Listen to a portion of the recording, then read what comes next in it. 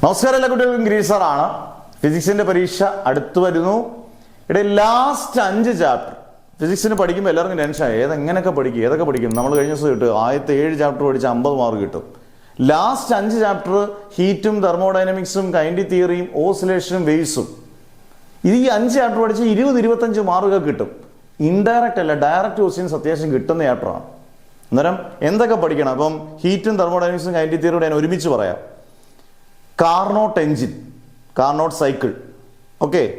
Pressure excited by a ഗ്യാസിന്റെ derivation, relation between alpha beta gamma, heat transfer, conduction, convection, radiation, okay. Celsius scale, Fahrenheit, Kelvin, അതിന്റെ equation C/100 = F-32/180 = K-273/100. ആ equation വളരെ important ആണ്. Degrees of freedom, law of equipartition of energy, kinetic തിയറിയുടെ postulates, free path, mean free path, അതിന്റെ derivation, first law, second law, third law, first law, 0th law, first law, second law, തെർമോഡൈനമിക്സിന്റെ law, laws of black body radiation, Newton's law of cooling. ഇത്രയും ടോപ്പിക്കുകളൊക്കെ പഠിച്ചാൽ പിന്നെ work done by isothermal adiabatic change, ഇത്രയും topic ആ 3 ചാപ്റ്ററിൽ നിന്ന് പഠിക്കണം.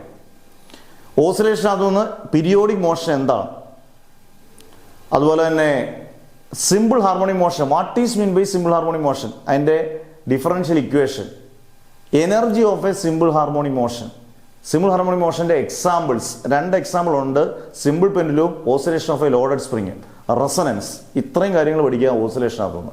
ലാസ്റ്റ് വേവ്സിനകത്തുനിന്ന് 4 പ്രധാനപ്പെട്ട ടോപ്പിക്. ഒന്ന് stationary waves or standing waves, progressive wave or travelling wave, beats, open pipe, closed pipe, Laplace correction, പിന്നെ laws of transverse vibrations in a stretched string. 3 laws ഉള്ളത് പഠിക്കണം. ട്രാൻസ്വേഴ്സ് വേവും ലോഞ്ചിറ്റ്യൂഡൽ വേവും തമ്മിലുള്ള ഡിഫറൻസ്.